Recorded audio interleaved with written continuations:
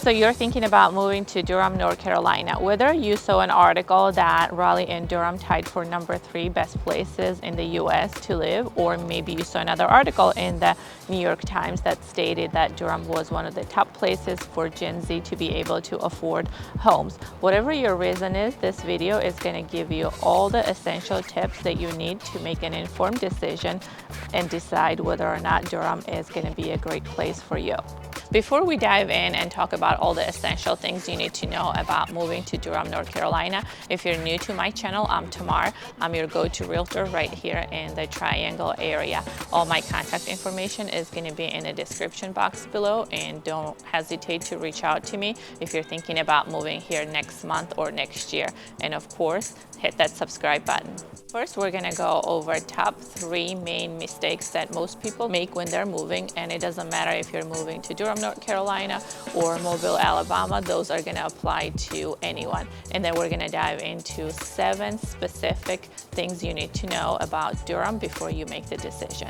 So number 1 is making sure to visit the location before you decide to move here. And this is one of the main mistakes I see most people make. And it's not that they're not visiting at all. Some people are actually visiting the area, but they're visiting in a wrong time. And let me explain what I mean by that. If you're coming here during major holidays or specific festival that is going on here, you're definitely going to see a totally different side of Durham. That's not your everyday life and lifestyle. So if you're here, let's say during 4th of July holiday or Parents Week, for example, you're going to see a ton more people, have a completely different vibe and understanding of the area, and that's not what you will see on a day-to-day basis. So if you're thinking about moving here or anywhere in general, make sure to visit that area and that place during general, very normal weekday or weekend. That way you have a really good understanding what it's like to live here on a regular basis.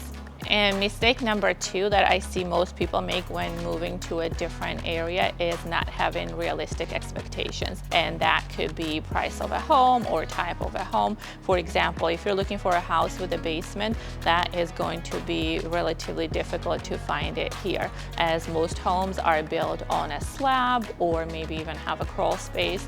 I'm not saying you're not going to be able to find a house with a basement, but it's definitely going to limit your pool of available homes that's going to be for sale. So maybe after a little while, you'll still end up buying something that maybe doesn't have a basement, but you have wasted all this time searching for something that did not necessarily exist. And when it comes to moving in general, this is one of the other mistakes that I see most people make. So I want to make sure that you do not fall in that category and your move is as stress-free as possible, and that is not planning ahead. Most people decide on a whim to move somewhere, do very little research.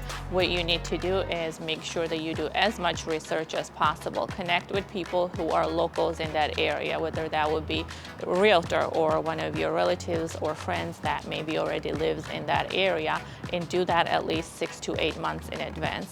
Many times it takes that long to find a house. Another thing that goes with this category is not having a plan B. And I know, listening to all these motivational speakers, you don't need a plan B, but when it comes to housing, trust me, you definitely need to have a plan B. And whether that's Airbnb or a long-term stay somewhere for a few months or with your relative, just to make sure that you're able to find a right house for you, and you don't feel like you're under time pressure to purchase just the first thing that you see. It's extremely important. Now that we got all the essentials out of the way about moving in general, I want to make sure that we talk about 7 essential things you need to know about Durham before moving here. And number 1 is always on everybody's list is cost of living. This is not going to be one of those channels where you're going to hear me rattle off cost of milk and bread and carton of eggs. Who really knows how much they are really? All I know is that you go to Costco, spend over $200 and come home and you have absolutely nothing that adds up to a meal. But in all honesty, what you need to know is that Durham is definitely not as expensive as some of the other areas in the Triangle. Durham is part of the Triangle that is made out of Chapel Hill, Raleigh, and Durham. And in the Triangle, Durham is one of the second largest city. But in the whole state, we're after Greensboro on number 4. So based on that, since it is a pretty big metropolitan area, our home prices average around $405,000, and average rent prices in Durham are around $2,000. Finding your perfect place in Durham will really depend on your specific expectations and what your lifestyle is. Durham has a ton of different neighborhoods. Each one of them is catering to different lifestyles. And here's a taste of some of the popular options. By all means, there are a ton of other areas in Durham, but those are some of the highly sought after areas. And that's going to be your Trinity Park, which has very beautiful homes, close-knit community, and you're going to also expect higher housing costs. 9th Street area is bustling with energy. It has a ton of trendy shops, restaurants, and vibrant nightlife, which is ideal for professionals or anyone who just really enjoys a walkable environment. Another neighborhood that a lot of people like is Old North Durham. This revitalized area offers a mix of historic charm along with modern amenities, and it attracts a lot of people and professionals alike. Hope Valley is probably one of the most known for its family-friendly atmosphere and excellent public schools. It's also a great option for those seeking a suburban feel really close to the city. Research all these neighborhoods because it really just depends on your lifestyle and what fits the things that you like to do. And these are just some of the neighborhoods here in Durham. Durham has a ton of great areas. Best thing is to contact a realtor and figure out what is your preferred lifestyle and where you would see yourself living on a long-term basis. Another thing to know about Durham is its job market. Job market is experiencing a boom, but is it your boom? Durham's thriving tech, research, and healthcare industries are attracting talent from across the nation. This translates to a very competitive job market, especially for certain sectors. And it's true, every other person you meet here is going to be employed in tech, healthcare, or education, but what it means that all these high-paying jobs also bring other industries in the area. So whether you're looking for jobs that are specific to that industry or anything else, you're sure to find something great. Another thing a lot of people ask about is the climate. Here, you need to make sure that you're buckling up for steamy summers with highs reaching as high as 90s and very high humidity. However, I understand that's a little relative. It's definitely not as humid as, let's say, in Florida. The good news is that spring and fall are usually very mild, and winter is almost non-existent. It does snow here every once in a while. I think last time it snowed in Durham was in 2019. One thing to remember about that is that when it does snow, even if it's 1 or 2 inches on the ground, people do forget how to drive. So it's in your best interest to stay home, stay put, and do not go anywhere until snow is completely cleared. School systems is another top concern for families relocating. Durham Public Schools offers great options, and you can always check out their ratings on greatschools.com. There's a ton of different options for public schools as well as private schools in the area. I do hear that a lot of times people prefer Wake County schools or Chapel Hill schools. Sometimes it's important to check whether those schools are on a traditional or year-round calendar as well. Many times people end up in a year-round school, which is not as easy as it sounds, as their schedule is very hectic and kind of all over the place.